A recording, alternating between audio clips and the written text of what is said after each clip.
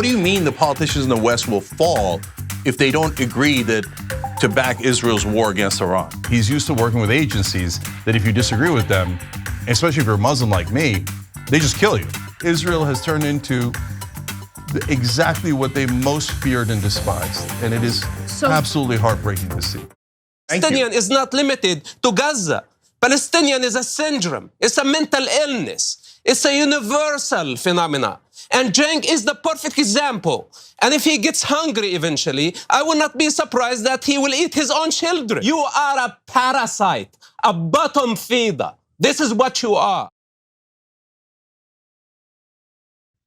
His basement needs to be investigated because he's definitely hiding bodies in there. I mean, this guy, Cenk, is there ever a conversation or debate on Piers Morgan's show that doesn't immediately devolve into a pathetic circus? Well, look, that guy in particular is meant to be a circus. So his backstory is that he became an Israeli agent, turned on his own family, turned them all in, etc. Now, that's a debatable and interesting moment. He says he was preventing acts of terrorism, and maybe that's true in that particular case. And so that's a complicated moral equation, right? And if you say, hey, I like that he did that, no problem, okay? But since then, all he's done is say how great Israel is and how the Palestinians shouldn't exist. Not only that, he doesn't believe they do exist as a people. As a people, he thinks it's a concept, that it's made up. By the way, that guy, if you're wondering what his name is, he's a former Shin Bet agent, Mosab Hassan Yousef. His father was the co-founder of Hamas. He himself was a Hamas militant until he was captured by the Israelis. And at that point, he agreed to be an informant for the Israelis. And so his life literally depends on doing what he's doing on Piers Morgan's show. Yeah, and he's, as you heard him say in that clip, he thinks being a Palestinian is a mental disability. I mean, he doesn't get any worse than this guy. And so, and then he says, not only that I'm a parasite, dehumanize me, because later he's gonna threaten me. You're gonna see that. And so, and he threatens any politician who disagrees with Israel. Because remember, he's used to working with agencies that if you disagree with them, especially if you're a Muslim like me, they just kill you, and then they're done with it. So that's what he's used to. So that's why making threats to doesn't sound crazy to him. Saying that you're going to eat your own children because you like Palestinians, and that's what people who like Palestinians would do. Or that he called me a Palestinian, and I said thank you. And he said, well, if you're a Palestinian, then you saw the tape. You're a mental disability. You eat your own children, etc. So this Palestinians provided a safe haven for Armenians who were forced out of Armenia during the Armenian genocide. I know this because my maternal ancestors ended up in Haifa. My maternal grandmother was born in Haifa. And anytime she talked about what it was like being a Christian Armenian in Haifa at the time, she had nothing but positive things to say about the Palestinian people for welcoming the Armenian refugees, for giving them a home, and for protecting them. So I'm sorry, anytime I hear people dehumanize Palestinians as violent, dangerous animals, it makes me sick, okay? It makes me literally like want to vomit. And you know, when he turned his own family in, he was saving his own ass.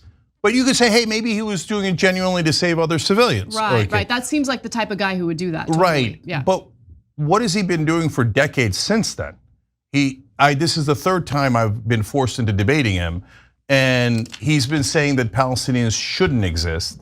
It's not an ethnicity, and they should be driven into other Arab countries. And in this appearance on Piers Morgan, he said that the IDF is the one helping the children of Gaza the most. Oh my God, oh my God. I mean, who would say that?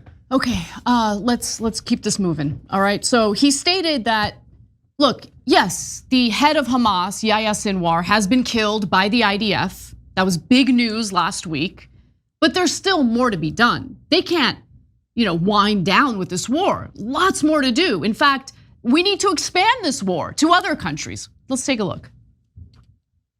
The most significant assassination that I'm looking for is the assassination of Ayatollah, the head of the snake, the Iranian regime that includes Ayatollah and the Iranian guard. They are all targets. The next level is going to be massive assassinations in Tehran, and anyone who gets in the way. It doesn't matter where they are. Even if they are politicians in the West, they are going to fall. Politicians in the West, if they get in the way, they're gonna fall. Just remember that threat that he just issued, okay? But I just wanna make a comment about how Piers Morgan never seems to interrupt that side of this argument as any public figure who's engaging in that argument is making the argument. When you start talking, Cenk, Piers Morgan can't help himself. Before you can even start answering the question he just asked you, he interrupts you and doesn't let you finish. Why is that? Because I'm disrupting his framing. His framing is on domestic issues. Donald Trump is a wonderful populist and Kamala Harris is a fake, phony, the worst. But I'm unbiased. I'm unbiased. Brother, you were on his show. You're friends with him. I get it. Just own it. That's okay. There's a lot of people on Trump's side. But no, he's neutral. Come on. He's not neutral. Nobody believes that. Look, he can have whatever opinion he wants. That's not my issue with him, even though I tend to disagree with Piers Morgan's perspective on these debates. My issue with him is that he'll have someone like you on the show, and you're supposed to be there to share your perspective, but he interrupts you before you could even answer his question. Whereas the other guy is literally calling you a parasite, predicting that you would eat your own children. But there's no interruptions when those points are being made. So Anna, to that point, whenever we debate Israel on his show, the person making the outrageous points from Israel never gets interrupted. Etc. But when I start talking, it's not just Piers. Every pro-Israel person will interrupt me every time because in their mind, they're entitled to all the airspace and they're used to doing exclusively Israeli propaganda. Who's this annoying Muslim they let on the air to give the other side and to talk about saving lives? Ew. No, shut him up. Otherwise, I'll just talk over him. Or Piers, you talk over him. But no matter what happens, don't let him say it. Just keep talking over him. Right. And so when I shout back, then they go, oh, you're so uncivil. Because every time their strategy is make sure you interrupt him so that he can't get his points out. I would just speak over him, honestly. If Piers Morgan wants you on the show, then he should let you make your point. Anyway, that's a bit of a tangent though. I wanna go back to what Yousef just did in that last video that we watched, because he issued a threat against any Western leader who stands in the way of what Israel wants to do, okay? So Cenk actually pressed Yousef on that threat, wanted some clarity on what he meant by that threat. So let's take a look at that portion. What do you mean the politicians in the West will fall if they don't agree to back Israel's war against Iran? Yeah, we will not vote for them anymore. Oh, well, you don't vote for them now. You're not in our country. What do you mean the politicians will fall? We live in democracy, and we have the right to bring them up and to bring them down. Those who agree with Ayatollah, we don't want them in office. And all the sympathizers with terrorists like yourself, we don't want them even to be in our country. Who is we and how are you bringing down politicians in the West if they dare to defy Israel? Tell me how you're bringing them down. I already answered you that. Check his basement, Cenk. Okay, so Israel doesn't have any voters in America. They're Israelis, they're not US citizens. That guy, I don't know what his citizenship is. I know where his loyalties lie, but it ain't for America. So if you check the polling, as I explained later in the interview, you'll see that Kamala Harris would pick up 4 to 5 points if she said that she was going to do a weapons embargo. So where is the popular momentum on Israel's side that would bring down a politician? It doesn't exist.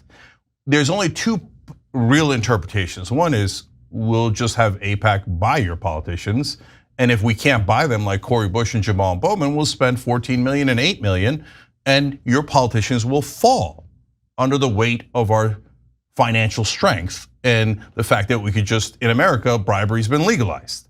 So that's the generous interpretation. Yeah, but when the ungenerous interpretation is if politicians disagree with Israel today in the Middle East, they kill them. And so now he's saying politicians in the West, you will fall if you dare to disagree with Israel. You tell me what he means by it, because it's not the votes. They don't live in America. It ain't the votes.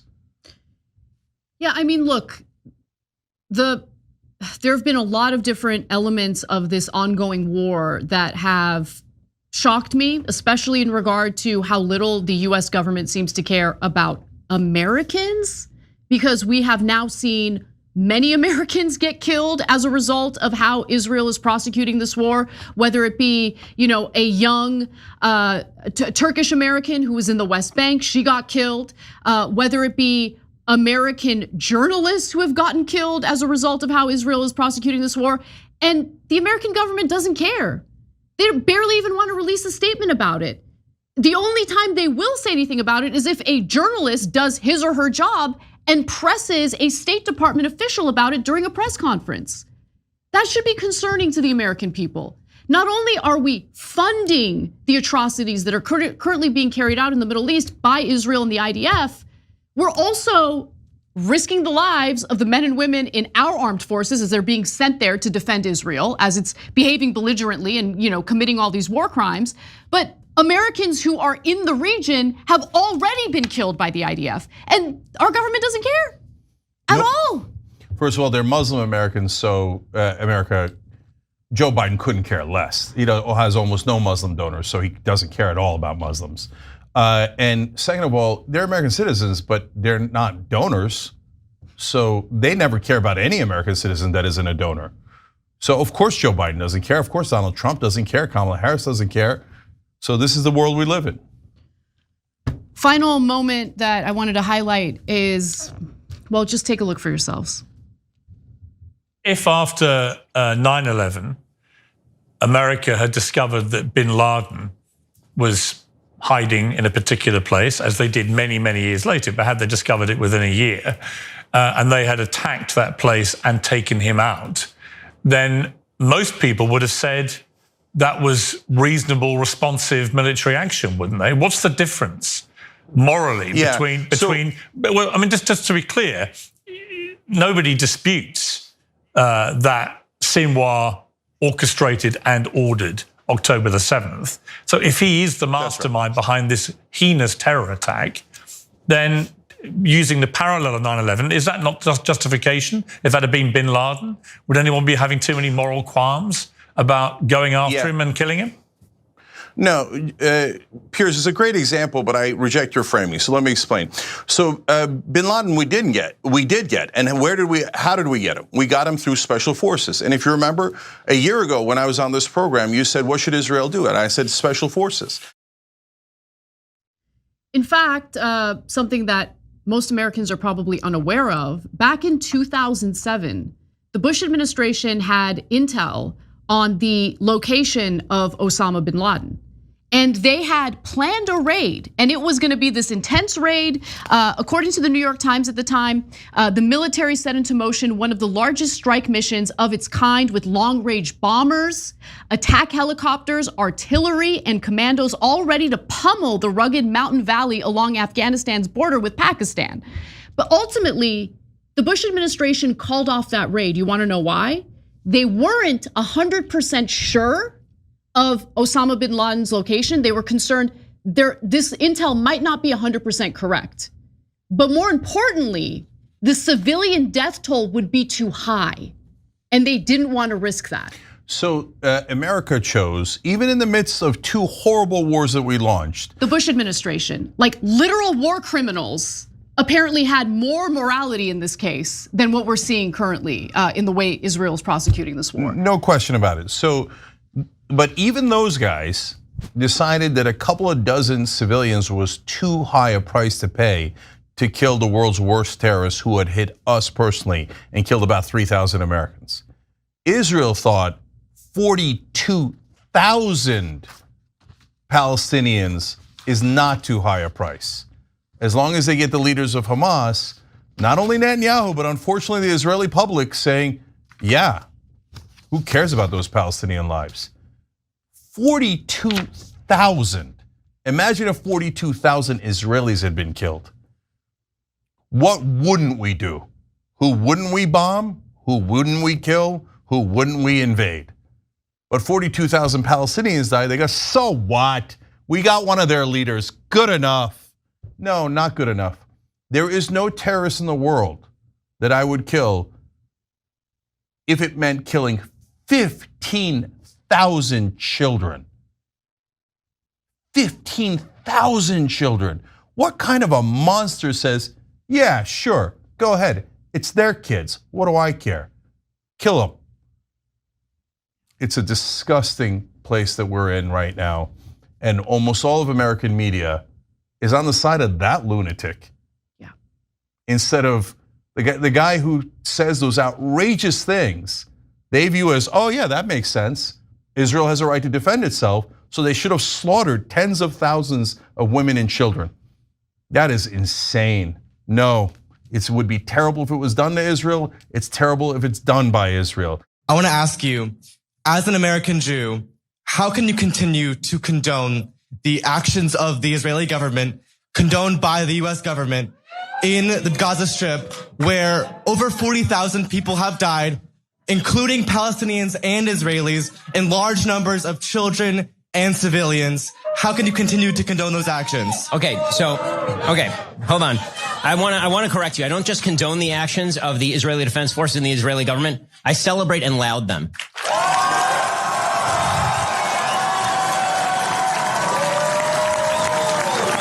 I'm not morally apathetic about what's happening.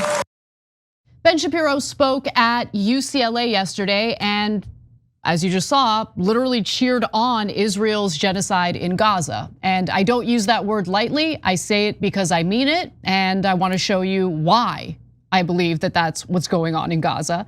Now, after saying that he lauded the IDF's actions, he then went on to claim that they've taken extensive measures to prevent civilian deaths despite over 42,000 Palestinians that have been killed in the Gaza Strip alone. Take a look.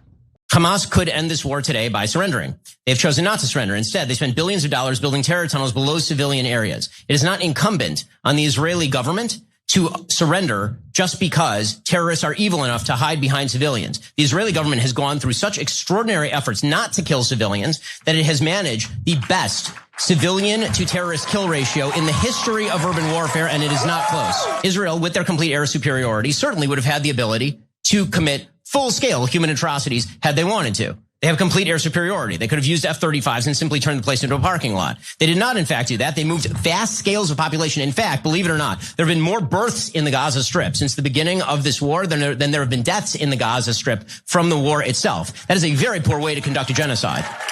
Israel is being more meticulous in the conduct of this war than any army in human history, and certainly than the United States Army in its vast role in the history of urban combat. That is uncontested. I'm going to be generous, and instead of saying there were a lot of lies in that statement, I'm going to say that he is misinformed about what the reality is. Now, just quickly going through the numbers in Gaza, and it is difficult to get updated numbers because so many people have been slaughtered there, including journalists. But the exact death toll numbers to the kill ratios are nearly impossible to figure out at the moment or gauge because of the utter destruction of Gaza's medical system and infrastructure overall. There are also bodies still buried under the rubble, so those individuals haven't even been counted in the death toll. But there's no doubt that Israel has taken out thousands of civilians. The United Nations says most of Gaza's 42,000 people who have been killed are women and children. A September analysis from Oxfam, for instance, found that more women and children have been killed in Gaza by the Israeli military over the past year than the equivalent period of any other conflict over the past 2 decades. Conservative figures show that more than 6,000 women and 11,000 children were killed in Gaza by the Israeli military over the last 12 months. Data from 2004 to 2021 on direct conflict deaths from the Small Arms Survey estimates that the highest number of women killed in a single year was over 2,600 in Iraq in 2016. So, referring to the IDF as the most moral army, as you literally have American doctors coming back from Gaza to report that they kept seeing children as young as 5 with gunshot wounds to their heads, is a bit much. I'll put it that way. Go ahead. I will not be generous. I will be accurate. He's definitely lying. He's lying on purpose. because he thinks killing Palestinians is no big deal. He thinks the 1,200 Israeli lives lost on October 7th are the most precious lives that have ever existed on planet Earth. But the 42,000 people that Israel has slaughtered in Gaza, and we're gonna show you some tape in a second of what's actually happening in Gaza so you can see for yourself what a liar Ben Shapiro is. So he's pretending that they have the best civilian to military kill ratio. The exact opposite is true. They have the worst civilian to military kill ratio, worse than the terrorists, worse than any other conflict. They've killed more journalists than any other conflict. Do you know that they've killed more journalists, 128 of them, than any conflict since 1992? Why? Because they don't want you to see the videos we're about to show you. Because if you saw how they're butchering the Palestinians, you would not believe the outrageous lies and propaganda by people like Ben Shapiro, who go, oh, we're the most moral army. Who cares if we slaughter Palestinians? 11,000 kids. They're not Israeli kids. They're just Palestinian kids. They think of them as future terrorists and Nazis and parasites. They dehumanize them, ironically, just like the Germans did. And the emaciated kids look just like the Jewish kids in Germany. But no, since they're not Israeli, Ben Shapiro couldn't care less. And he's saying they didn't slaughter them enough. Sick. I know, look, we gotta live together. And we're all Americans, and we're gonna debate issues, and we're gonna have some agreements and some disagreements. But this is a core moral issue where he's a deeply immoral person. So deeply immoral. He's talking after the giant military, the Goliath of Israel, has crushed the Palestinians and already killed 2,400 people in Lebanon, twice October 7th, already in Lebanon. In Lebanon alone, right? Yeah. And they're like, who cares? Lebanese lives, Christian lives, Muslim lives, Arab lives, who cares? We're the most moral army. It's outrageous, it's sickening, it's vomitous. You look, he's supporting an actual genocide right now. So, and all that never again talk, it turns out he meant never again for us. Exactly. For you, as long as it helps us take land and have more control, we'll do it to you over and over and over again. 57 years of brutal occupation, Ben, and you don't give a damn. You kind of like it, don't you, Ben? Oh yeah, we get to lord over them now. Who's in charge now, right? You feel powerful, you piece of crap. All right, so go ahead. Let me get to some of the other things he said, because he says that the IDF, they're operating exactly the way they're supposed to, but have they taken measures to protect women and children? Let's hear from Dr. Taqreed Al-Imawi, who's an OBGYN at Kamal Adwan Hospital in northern Gaza. Here's a statement from that doctor. The situation is beyond horrific and is very difficult and indescribable. We have seen more than 23 pregnant women among the injured coming to the hospital since last week, wounded either by shrapnel or gunfire, suffering from fractures. And remember, the starvation plan has already been implemented by Israel. They have not allowed humanitarian aid into the Gaza Strip, in the northern portion of the Gaza Strip, since the beginning of this month. Today is, what's the date today? 22nd. Today's the 22nd, so they're starving to death right now. Yeah, but okay. Hey, they're only Arabs, Ben, so I'm sure you love that they're starving to death. UN reports also show that over the last 18 years, no other conflicts killed a higher number of children in 1 year than the current war that's going on in Gaza right now. And many of the kids who haven't been killed are now orphans. And I'm gonna try to keep it together while I go to this part, but one displaced girl whose parents are believed to have been killed, so she's orphaned. She has an injured little sister carrying her on her back through central Gaza in search of treatment. You're not gonna see anything gory in this video, but this is one of the most heartbreaking things I've ever seen. This is in Gaza. These are two little girls who don't have parents anymore. Take a look. ليش هيك حمل اخوك؟ انت عصبني. طيب وين مودياها؟ بدي اروح اعالجتني. وانت مش تعبانه وانت حملها هيك؟ تعبانه ولا لا؟ تعبان وتعب احملها او مش فاتتني. وين رايحه انت هالبيت؟ انا رايحه في المنتزه البريج؟ طب تعال اخذك معايا.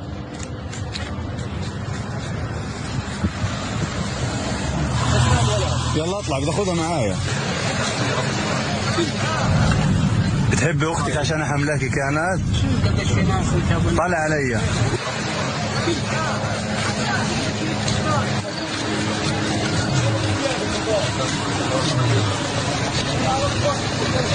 يلا مع السلامة. If they survive the war, and they might not, Israel might kill them. If they survive the war, that little girl is going to see her older sister carrying her to safety.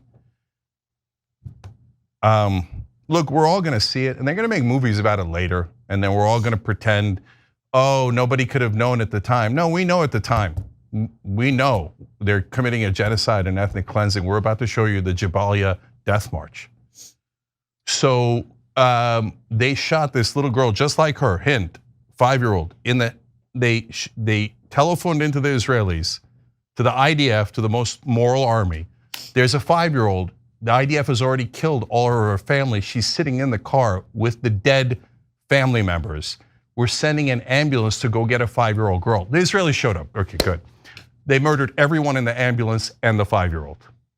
Okay, so, and the 100 doctors from America say an extraordinary number of headshots. Their snipers are not only killing journalists, not only killing Americans, but they're killing little children. They have become what they most despised. If I saw Jewish kids like that being treated by anyone on this planet like the Israelis are treating the Palestinians, what wouldn't I do to stop it? What wouldn't I do to make sure it never happens again? Because you see them as humans.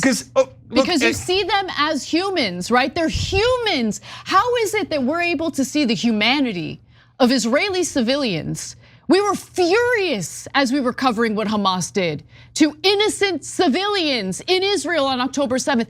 And I can't accept the fact that people can dehumanize Palestinians, including children as young as the little girls that you saw in that video, to the point where you celebrate what the IDF is doing. And this isn't even all of it. This isn't even close to all of it. Others are suffering from hunger, disease, horrific living conditions. In June, Reuters reported that 1 in 3 children in northern Gaza are acutely malnourished or suffering from wasting. Okay, and then the UN says that currently acute malnutrition is at serious levels, 10 times higher than before the escalation of the hostilities. Seasonal diseases and increasingly limited access to water and health services are likely to worsen acute malnutrition, especially in densely populated areas where the risk of epidemics is already high. Yet the head of UNRWA says Israel is continuing to prevent humanitarian missions from reaching northern Gaza with supplies, including food and medicine. And I want to fast forward to this image because, Cenk, you requested this image. It is a difficult image to see. But human beings, innocent civilians, of all backgrounds, of all faiths, should be protected. The IDF is not going out of its way to protect innocent civilians. They're not going out of their way to protect children, okay? Headshots on 5-year-olds is not indicative of a moral army that's protecting children. Do you want to go to the side-by-side video, photo? Yeah, so let's show you the photo. So on the left is a Palestinian child, on the right is a Jewish child from the Holocaust. So if that bothers you, it should. And not because it's anti-Semitic to show this comparison, because it's heartless not to see this comparison. So that's not a random kid. A third of the kids are in that state right now. They're literally, you know who blocks humanitarian assistance from reaching little children? Monsters. And do you know that the Israelis blocked injured children from getting medical help? Their children, what difference would it make if they got medical help outside the country? They're like, no, we don't want them getting medical help. Come on, man. Come on, man. Look, guys, he said in the beginning of that video in absurd fashion, they want Israel to surrender. What are you talking about? Israel's one of the largest militaries in the world. It has the Iron Dome. It's the only country in the world that no one can even touch because they have Iron Dome that we gave them. It has the US military backing it up. It has destroyed 80% of the buildings in Gaza. 90% of the humans in Gaza, 2.2 million people displaced. And now they're moving them out of northern Gaza. And the Likud party, Netanyahu's party, has did a seminar this weekend on how to resettle Gaza. So Ben, let me ask you a goddamn question. So when they start moving settlers into northern Gaza to steal that land, and they murdered all those kids to steal that land, are you gonna say, oh no, you guys were right? Or let me guess, I'll tell you ahead of time exactly what Ben Shapiro is going to say. Oh, a new excuse, human shields, terrorists, bad guys, Israel's right, moral army. We had to do it. We had to create a buffer zone. There was no choice. We have a right to defend ourselves. You know who said they had a right to defend themselves as they took more and more land? The Germans. They said this is for defense of the homeland. We didn't take the Sudetenland because we're an aggressive imperialist, colonialist army. We took it because we needed some breathing space. And Ben Shapiro is going to say something akin to breathing space when they take northern Gaza. And he's gonna say, well, we had to take it from those dirty terrorists. You know how they are. You just slaughter their children because you're moral. Why did Israel stop allowing severely injured Palestinians to leave the Gaza Strip from the Rafah border crossing? They were allowing people to leave from the Rafah border crossing if they had severe injuries and needed severe medical attention. But ever since Israel and the IDF took control of the Rafah border crossing, they haven't allowed people to leave. Why is that? Why is that? Why would the moral army prevent civilians from leaving the Gaza Strip to get medical attention? Okay, so I'm gonna say this as I do almost every story. Guys, we, unlike Ben, are not tribal. I don't give a goddamn what your religion or your ethnic background is. I don't know why anybody would care. And let me be further insulting to the morons like Ben Shapiro. You are so unintelligent if you think there's a difference between Jews and Muslims and Christians and your stupid tribe and another stupid tribe.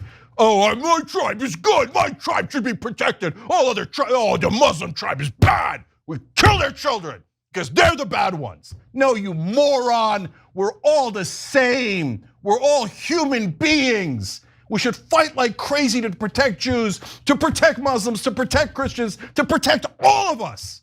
But no, if it's their beloved Israel, Ben Shapiro and the monsters of Israeli right-wingers will say, who cares? Slaughter them, ethnically cleanse them because we're the moral army. No, you're sickeningly evil. If you look at those pictures, you look at those videos and you go, good, they had it coming. You're a sick, sick person.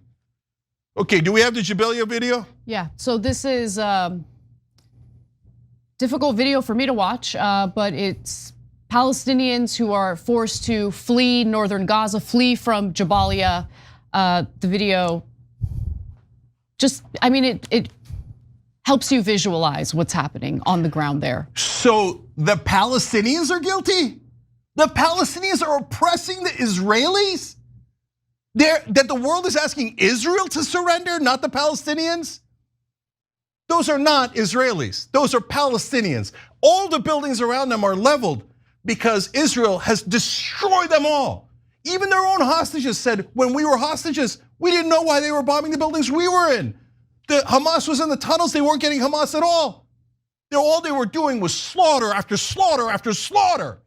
Any goddamn liar in American media who doesn't report it as a genocide, you will have that on your record and you will live with that shame for the rest of your life, that you are a so-called reporter in the middle of a genocide, one of the worst genocides we have ever seen. And you said 50-50, I can't tell who's right, the Germans or the Jews. Oh, I'm sorry, in this case, the Israelis or the Palestinians. You can't tell who's right and wrong after seeing all the numbers, all the overwhelming evidence.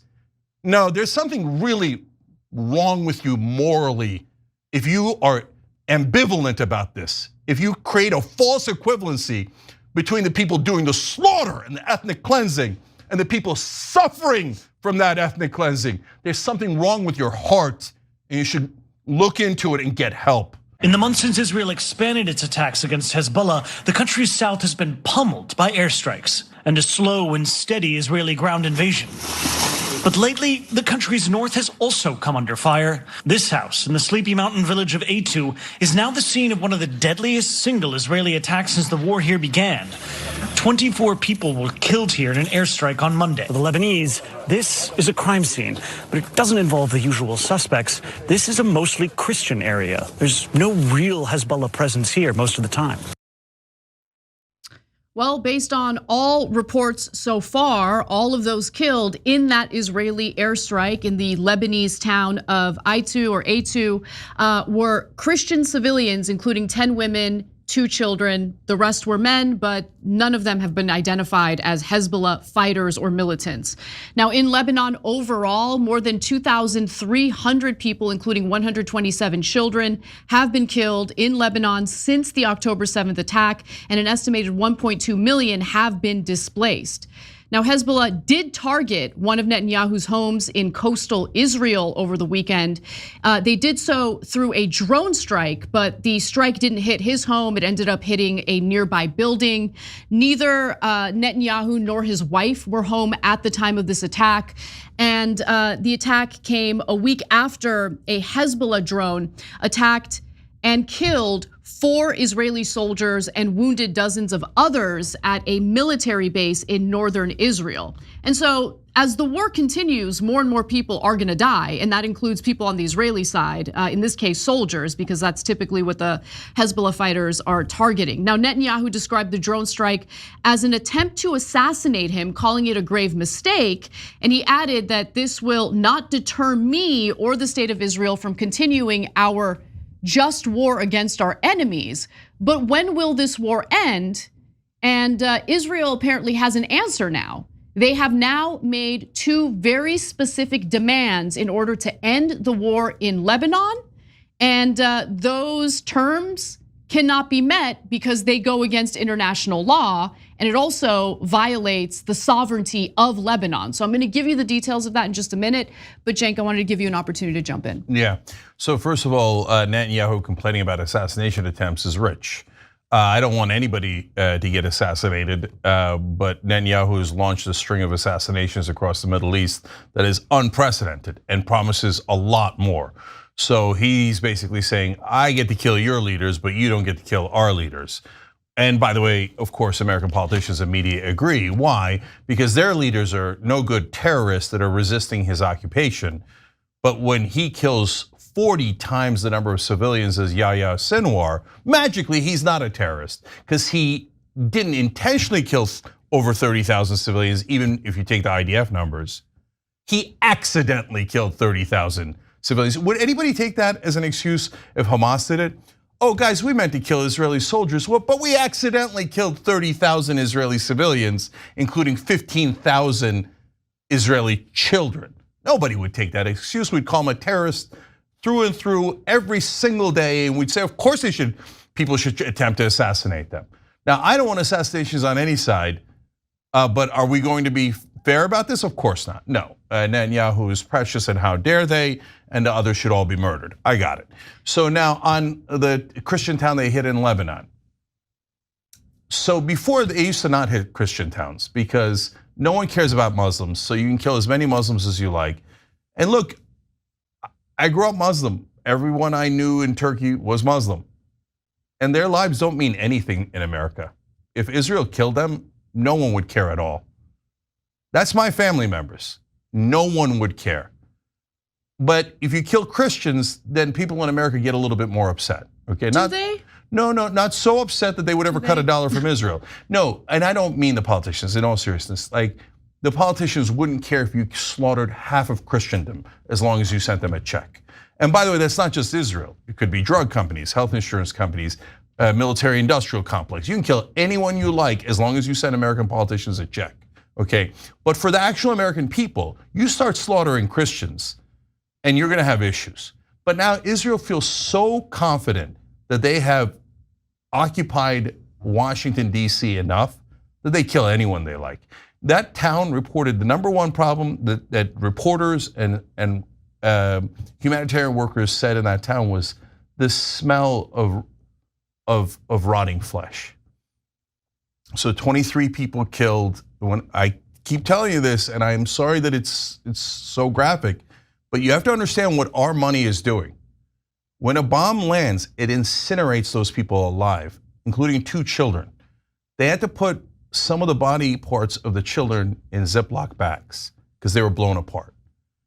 So this is what our money is doing, and it's now doing it to Christians as well. I hope that that doesn't move you more than when it happens to Muslims, but it just shows you there are no bounds left anymore for Netanyahu. He will do anything, kill anyone. Right now in northern Gaza, UN is saying that it is a humanitarian catastrophe with death and deprivation everywhere. You see the pictures, they look like they're straight out of the Holocaust. And so, but now we're told no, the Israelis are the moral ones. Netanyahu's, do you know that only 6% of Israel thinks that the government has gone too far in Gaza in regards to the Palestinian death toll and humanitarian conditions? Only 6% of the Israeli population thinks they went too far. So this is the situation we're in.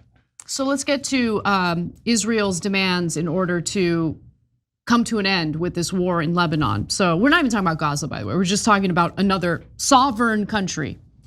So Israel has apparently shared its conditions for ending the war in Lebanon with the United States.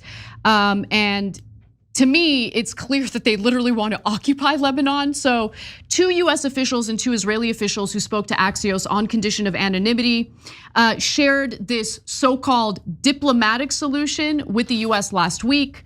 One Israeli demand is that the IDF be allowed to engage in active enforcement to make sure Hezbollah doesn't rearm and rebuild its military infrastructure in the areas of southern Lebanon that are close to the border, an Israeli official says.